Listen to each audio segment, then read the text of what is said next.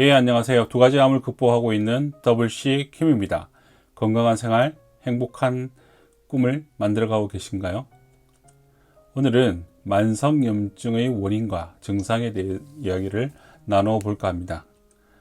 두 가지 암 한우가 들려주는 건강 회복 이야기, 제 경험담을 가지고 이야기를 들어보시고 그것에 대해서 적용을 해보시고 건강해지는 삶을 살아가기를 기도합니다. 예, 시작하도록 하겠습니다.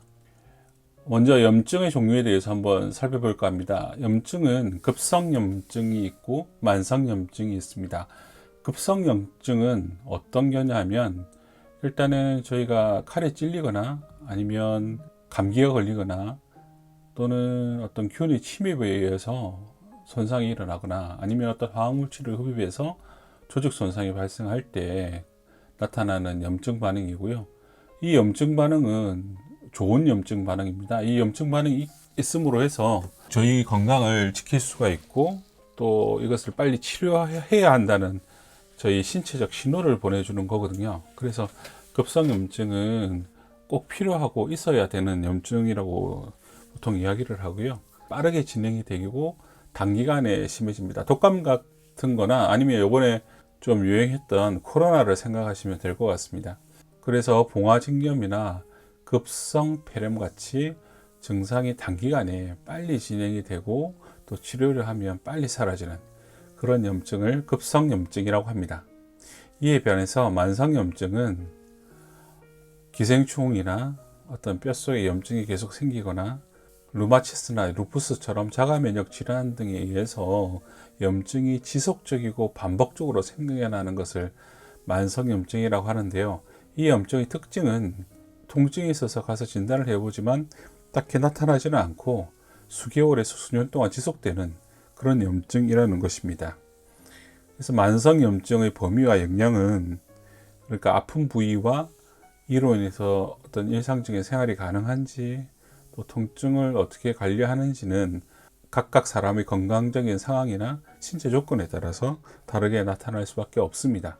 또 아급성염증이라는 게 있는데요. 이것은 급성염증과 만성염증의 어떤 중간 단계에 있는 것으로 기간은 급성 같은 경우에는 뭐 1주에서 2주 그리고 만성염증 같은 경우에는 뭐 아까 위에서 말씀드렸지만 수개월에서 수년 아급성염증은 뭐 2주에서 6주, 8주까지 이르는 그런 염증이 되겠습니다.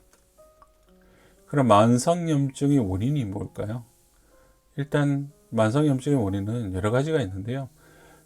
결핵균이나 진균, 즉 곰팡이균으로 인해서 무좀이라든가 사타구니 가려움증 등이 발생하는 진균 그리고 기생충에 의해서 장기간 치료를 해도 치료가 잘 안 되는 어떤 감염성 유기체에 의해서 염증이 계속 생겨날 수가 있고요. 또 화학물질에 의한 흡입을 통해서 염증이 생겨날 수가 있습니다. 이 화학물질이라 하면 미세플라스틱이나 미세먼지 같이 몸에 들어와서 잘 나가지 않아서 쌓이게 되는 화학물질을 말하는 것이고요. 이 화학물질이 피를 통하거나 어떤 체내에 상존을 하면서 지속적으로 염증 반응을 일으키는 그런 증상을 나타내기 때문에 이 화학물질, 몸 밖으로 배출이 잘 안 되는 화학물질이 물질을 만들고 또 순환하고 하는 것이 기능적으로 많이 떨어지게 됩니다. 그리고 내장 체지방이 증가하게 되는데요.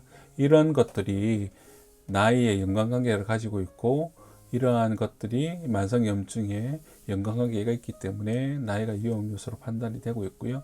그리고 비만이 만성염증 위험 요소가 된다는 것은 뭐 익히 아시는 사실이니까. 그리고 또 한 가지 사실은 어떤 체질량 지수가 저희가 알고 있잖아요. BMI 지수.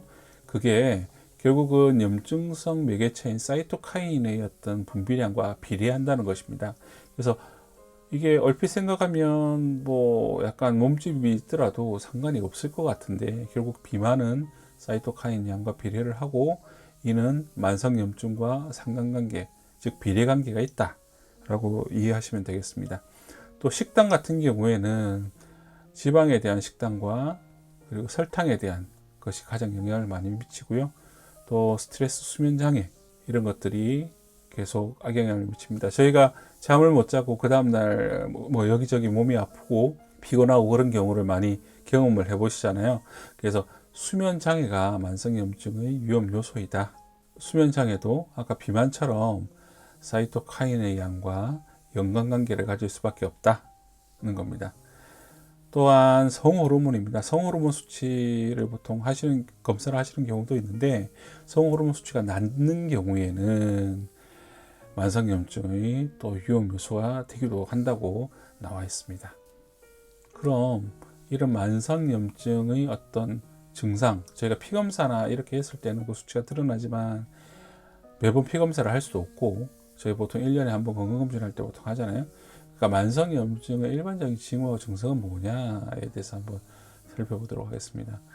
일단은 여기저기 나타나는 통증입니다. 특정 부위가 계속 뭐 2, 3주씩 아프고 이런 게 아니라, 등 근육이 아프다면 만약 예를 들어서 오늘은 이쪽이 아팠다가 내일은 저쪽이 아팠다가 이렇게 돌아다니면서 온몸이 아프다, 그런 것들. 그리고 관절 같은 경우에도 오늘은 무릎이 아프고 왼쪽 무릎이 아팠는데 내일은 오른쪽 무릎이 아프고, 뭐 오른쪽 손목이 아프고 왼쪽 손목이 아프고, 이런 식으로 계속 아픈 부위가 며칠씩 이렇게 계속 변하면서 통증이 계속되는 것들.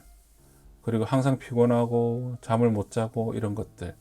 그리고 우울증, 항상 우울하고 기분이 막 좋았다가 나빴다가 막 그게 막 자주 일어나고, 그 다음에 소화가 잘 안 되고 변비가 생기고, 그리고 설사라든가 위산역류라든가 어떤 위장관의 합병증이 나타나고, 또한 합병증이 아니더라도 어떤 위장관 트러블이 계속 발생을 할 때, 그리고 체중이 갑자기 증가하거나 갑자기 빠질 때, 또 한 가지는 저희 신체의 가장 끝부분에 있는 손발톱이 잘 부서질 때, 이럴 때는 만성염증이 있다고 한번 의심해 보셔야 된다고 말들을 합니다. 그래서 뭐 이 6가지 중에서 뭐 3가지가 계속 돌아가면서 나타난다. 잠시 1년에 한두 번 이런 증상이 나타나는 게 아니라 한 달에 한 번, 뭐 한 달에 며칠씩, 뭐 몇 달씩 이런 증상이 계속 반복된다 라고 하면 만성염증이 있는 것이 아닌가를 한번 검사해 보시는 게 좋고요.